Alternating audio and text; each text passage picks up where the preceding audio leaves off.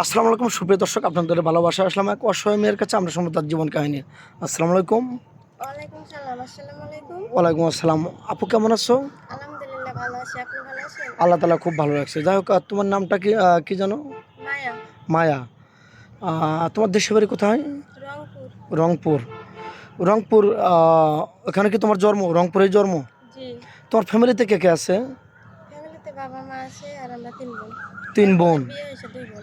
ও আচ্ছা আচ্ছা। তোমার দুই বোনের ভিতরে বড় কে? আমি মেজো। তুমি মেজো। যাই হোক, তুমি কি পড়াশোনা করেছো? করছি ক্লাস 8 পর্যন্ত। ও, আর পড়ো না কেন? আসলে পড়ার মতো সামর্থ্য ছিল না, এজন্য ইচ্ছা ছিল না। ও, কিন্তু উপায় নেই, মানে নসিবটা খারাপ। আচ্ছা, তোমার আব্বু কি করেন? আমার আব্বু রাজমিস্ত্রি কাজ করতো, কিন্তু এখন সেরকম পারে না। ও, কাজ করতে পারে না, বয়স একটু বেশি নাকি অসুস্থ? অসুস্থ। ও আচ্ছা। যাই হোক, এই যে ভিডিও পাবলিক হচ্ছে, দেশ প্রবাস থেকে দেখছে, অনেক ভাই লক করতে পারে, তোমাকে বিয়ে করতে চাইতে পারে। দাড়িওয়ালা ভাই আছে, বা কারো বয়স হয়তো 30, 35, 40, 45 হয়ে গেছে। এরকম ম্যান হলে কি তোমার চলবে? তোমার বয়স কত? আমার বয়স 23। 23 বছর জি। প্লাস। যাই হোক, 35 বছর 40 বছর একটা ছেলে তোমাকে বিয়ে করতে চান, তাহলে কি তুমি রাজি হবে? অবশ্যই, কেন রাজি হব না? সে ভালো হলে হবে। আচ্ছা, তুমি এখন হতদরিদ্র, খুবই গরিব ফ্যামিলির মেয়ে, এখন রাজি হলে 2, 4, 6 মাস পর তার লগে বাজে আচরণ করবে না? না, আমি তো নিজে দেখে যাব, এটা তো ফ্যামিলি থেকে দিবে না। বুঝতে পারছি। তারপরেও অনেকে আছে যে বিয়ে শাদী করে 5, 6 মাস পরে তার একটু তার যদি আর্থিক ভালো হয়, সে তার স্বামীর সাথে ছলচাতুরি বেইমানি 2 নম্বরই করে। এগুলো করা যাবে না। আমাদের চ্যানেলের হেয় প্রতিপন্ন হয়, বদনাম হয় নাকি? জি। এগুলো কিন্তু করা যাবে না। যাই হোক, কোনো প্রবাসী ভাই যদি তোমাকে বিয়ে শাদী করে তোমার বাড়িতে থাকতে চান, রাখতে পারবে? এরকম জায়গা জমি আছে কি? না, একটা রুম উঠার মতো জায়গা আছে। মানে একটা বাড়ি করে তোমার তোমার বাড়িতে থাকতে পারবেন সে? জি। ও আচ্ছা আচ্ছা। তুমি তো মুসলমান না? জি।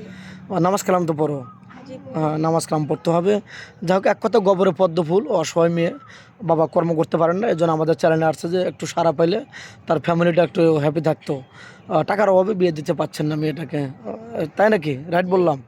এখন তুমি কি খেতে ভালোবাসো? আসলে সেরকম তো কিছু খাই না, এখন যা পাই তাই খাই। ও, মানে গরিব মানুষ ডাউল ভাতেই খুশি, জি। এরকম চাহিদা নেই যে আমার এটা খাইতেই হবে নাকি? তাহলে তো তোমার স্বামী হ্যাপি, ডাউল ভাতে খুশি, তার আর তেমন একটা খরচ খরচা হবে না। তো যাই হোক, তোমার বাংলাদেশের 64 জেলা কোন জেলাটা ভালো লাগে? কোথায় ঘুরতে যাবে স্বামীকে নিয়ে? কোথাও তো যাওয়া হয় না, আমি মনে করি আমাদেরটাই ভালো। ও, তোমার দেশই ভালো, জন্মভূমি যেখানে তোমার জন্ম। তাছাড়া কোথাও ঘুরতে যাও না তুমি? ওরকম অভিজ্ঞতা নাই নাকি?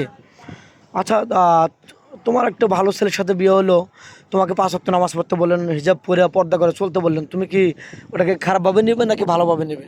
না, খারাপ ভাবে নেবে কেন? কারণ স্বামী তো ভালোই চাইবো, খারাপ চাইবো না। ও আচ্ছা। যাই হোক, তোমার কি ফোন নাম্বার আছে?